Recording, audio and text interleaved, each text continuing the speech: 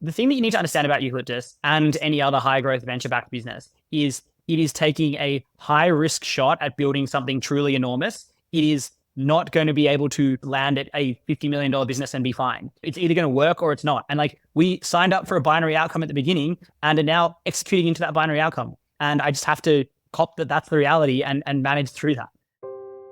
You're listening to the Startup Podcast. This is an educational episode, in-depth masterclasses about the concepts essential to building, running, and investing in Silicon Valley-style startups. Whether you're a founder, investor, or operator in a startup, you'll gain insights into the principles that power high-growth disruption the same way Facebook, Google, and Uber do it. The conversation starts now. Hi, I'm Yaniv Bernstein. And I'm Chris Saad. And I'm Tim Doyle. On a recent EDU episode, we had Eucalyptus founder Tim Doyle on to talk about how to expand once your first product has succeeded. Tim is one of our favorite founders. He is opinionated, he is a clear communicator, and he's got this contrarian streak. So what we thought we would do while we had Tim on the line is actually record a little bonus episode with some of Tim's spiciest, hottest takes and his contrarian opinions. So here's a short, sweet, fun, informative bonus episode for you all. Stay tuned. Hope you enjoy it. This episode of the Startup Podcast is brought to you by Vanta. I get it. You hear security and compliance and you think time-consuming and stressful, but it's critical for scaling your business. Achieving compliance with ISO 27001, SOC 2, Essential 8, or other in-demand frameworks can unlock major growth for your company, help you sell to the enterprise, and establish customer trust. And with Vanta, you can get compliant in weeks instead of months and save up to 85% of associated costs. And just for TSP listeners, you can get $1,000 off Vanta when you go to vanta.com/TSP. That's VANTA.com/TSP for the Startup Podcast. Thank you, Tim, so much for sharing your expertise on this, but we're not done with you yet. You know, one of the things I like every time the two of us talk is you're someone who has strong opinions on things and you're not afraid to express them. So we thought we'd have a little bit of bonus content with Tim's hot takes. I know there's a couple of things you wanted to talk about here. And so the first thing we wanted to talk about was the classic debate between performance marketing and brand building and storytelling. So what are your thoughts on that one, Tim?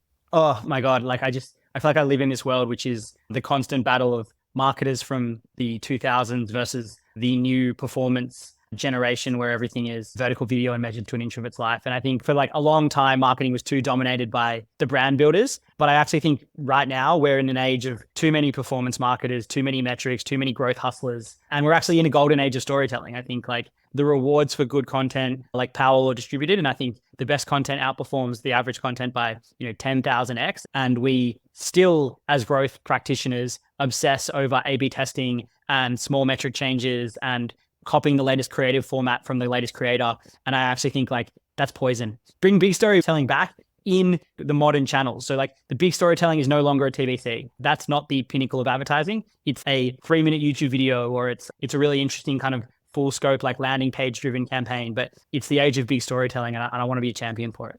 I think performance marketing can be used for, value prop testing, for understanding if your message is resonating, to understand if your funnel works, to drive and churn that baseline growth. But you're right, the kind of the value of telling a brand story, telling a meaningful story, connecting with people on an emotional level feels like it's been lost for many small to medium companies, right? Yeah. And I think it's like, look, you have to do the performance marketing. You can't not do it. It is essential to scale. And it's probably just means a couple of channels, but the amount of just copying the exact same UGC from every other competitor that you've ever seen and thinking that's going to drive success for you is madness. And I think like that's got to stop. I think performance marketing is, like, I'd call it pseudoscientific nearly, right? The allure of performance marketing for every founder, for every budget manager is this idea that you can get measurable results. You get numbers next to it, right? It's like, okay, I put this much money in, I get this many clicks, I get this and that, get this much conversion. The truth is the data is highly questionable for a number of reasons. And so you get this illusion of control, but you don't really know what's happening, because fundamentally what happens with marketing is happening inside your customer's brain, and that is completely opaque. But then on the other hand, because of that opacity, the brand and the storytelling is not really measurable. So how do you know if it's working? That's been the age-old challenge that performance marketing branded itself as being able to solve, but it doesn't really. I think this is such an important point, which is like attribution. So firstly, like there is a generation of marketers will say the attribution is wrong and therefore you can't trust the attribution. And I'm like, that is wrong because you have to work extremely hard to understand the attribution, but you've also got to know it's imperfect and incomplete. And so there is a combination of art and science to this. And the reality is we have moved too far to the science because the people who are representatives of the art never made even the basic effort to understand attribution. They just said that whole world is bullshit. And it's like, it's not, it's real, but it's imperfect. And we need to find the balance between the two. And I wish we would accelerate into that balance. We've got like marketing mix modeling, which I don't know all the science and the maths behind it, but that's an attempt to do exactly that. Henry Innes was a guest co-host on our show a while ago, the founder of Mutinex, which is one of the leading Triple M companies. And it's like notorious hot take merchant himself that he is. Exactly. That's right. You're the sorts of folks we like to have on our show. And yeah, I think that's one of the things there is like, okay, Triple M is trying to take all the different activities you do and put some sort of science behind understanding the impact they have, rather than the pseudoscience of performance marketing attribution is like, it's kind of licking the cookie. It's like saying, okay, all of these conversions, I'm just going to pretend that they were mine, right? And of course, this is not helped by the fact that the big dashboard, the data is controlled by the actual platforms, which means that they're completely conflicted. Like if you look in Google Ads Manager or Facebook Ads Manager, it's like, yeah, sure, they're going to make it look like it's working well, but is it really? It's really hard to know. Like many topics, right, the answer is all of the above, or a balance of all of the above, and the appropriate balance of all the above, right? Brand supports performance, performance supports brand, and it's a virtuous loop. If I've connected with your story and then I see your ad, I'm more likely to click and complete. If I've seen your ad and then I see your brand, like, oh, I think I've heard about those guys. Oh yeah, I should go try that out. And this is about understanding that there's a mix on marketing, and like there's a mix across many of these other subjects in the world. Yeah, I'd go one step further and say there is no brand and there is no performance. There is storytelling and then there is channel. And you allocate capital into your storytelling and into your channel. And then the combination of those two things is your brand, which is the likelihood of a person to do the action that you want them to do. And like, this arbitrary split, the arbitrary split between this world of like, this is a brand piece. Brand is used as protection against measurement, and then performance is used as protection against proper measurement as well in different ways. Oh my God. And so I just find that so frustrating. You just blew up my brain. Yeah, I think that's exactly right, because yes, the brand people are like, oh, you can't measure our thing as, it's the vibe, so just trust us and pay us, but don't hold us accountable. And then the performance people are like, oh, you can hold us super accountable because look at all these dashboards, but they might not actually be delivering anything to you, right? So yes, I think that's actually a beautiful observation, right? That you have to marry the two and say, these two things go together. What did you say, Tim? Like, they're measurable. The measurements are going to be imperfect. And therefore, the thing to do is not to not measure these things, but also not to take the measurements too seriously, right? To know how to incorporate them into that broader thing. Yeah, wade into that discomfort. Beautiful. Love that. I think that's really cool. Next hot take, the push for profitability in startups. What do you think about this?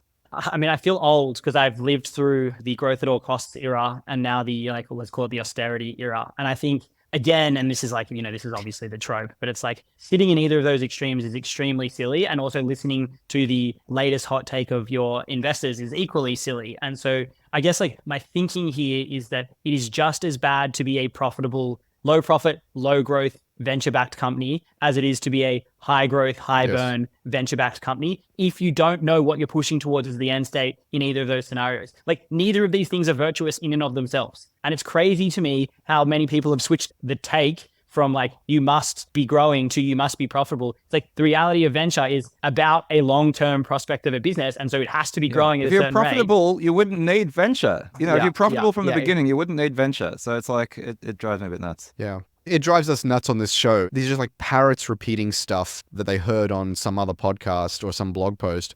And it's like, oh, we have to, race to profitability at all costs, cut, extend your runway. And it's like, where are you extending your runway to? Exactly. It's a bridge to what? Yeah, we've been railing against this on the show since the beginning of the interest rates hike. It's like, hey guys, the game has tightened, but it has not changed. This is about growth, and it's about venture scale, and it's about betting ahead of the business, and it's about investing and racing towards revenue before you have a product and you have scale. You're insane. You're insane. The thing that really gets me is the amount of times that people will say, oh, but you're a cash burning business. Or on the flip side of that, it's like, oh, but you're worth $500 million. It's like, the thing that you need to understand about Eucalyptus and any other high growth venture backed business is it is taking a high risk shot at building something truly enormous. It is not going to be able to land at a $50 million business and be fine. It's either going to work or it's not. And like we signed up for a binary outcome at the beginning and are now executing into that binary outcome. And I just have to cop that that's the reality and manage through that. Yeah. Tim, I need you almost to repeat that. Okay, so this show, we talk about bootstrapped, we talk about choosing your lifestyle, choosing your path, choosing your game intentionally, et cetera, et cetera. But at its core, this show is about Silicon Valley style venture scale companies, often known as startups. And what Tim just said is the heart and soul of those companies. Too many investors and advisors don't understand this game, and they're derailing great companies, great founders, great ambition. I think more founders in second and third tier markets need to be walking into investors' meetings where the investor is saying some nonsense and go, I'm sorry, I need to walk out now. You don't understand the game I'm playing. And just being more blunt about that, and vice versa. Investors saying to a founder like, hey, you're talking to me here about it like a small business. I need you to go back and think about a venture scale outcome that I can invest in.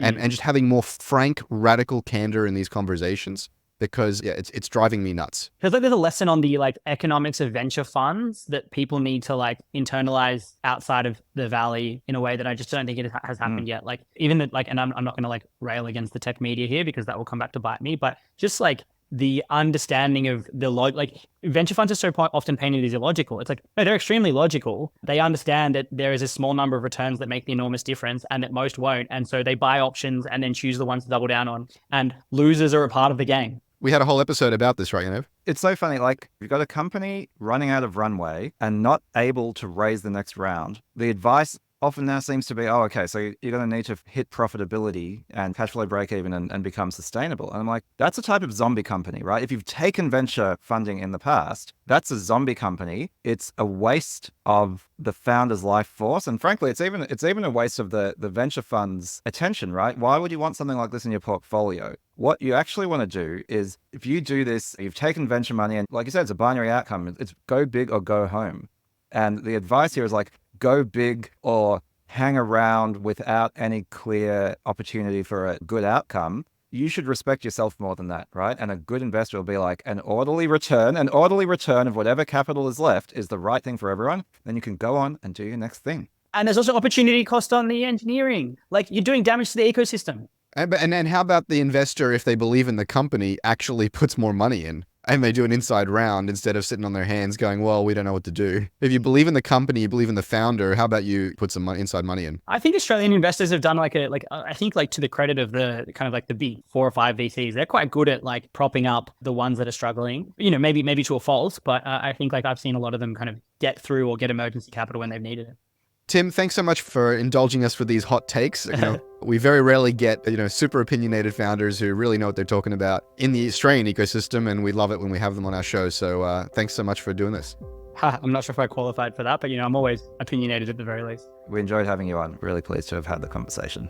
Okay, folks, I wanted to talk to you about YouTube. We've been publishing our podcast to YouTube for over a year now. If you haven't checked us out there, I recommend you do. You get to see our beautiful radio faces.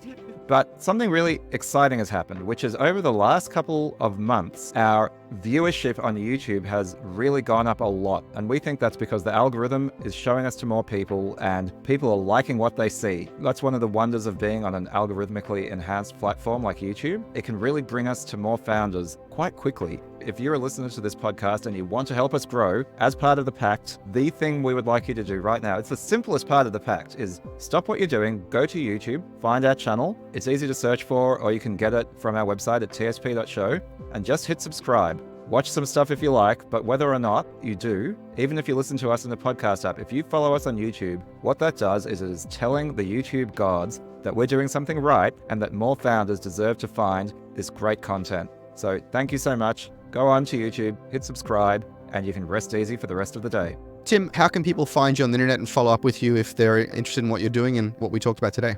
So the website's eucalyptus.vc. That's caused me a lot more pain than I thought it would at the start, but there it is. And I'm not going to respond on any of the other channels, and so that's probably your best chance. Come work for us though. We're hiring across product engineering growth at the moment, so that's probably the best thing that I can ask you to do. Remote friendly? Do you hire offshore? We hire in the UK.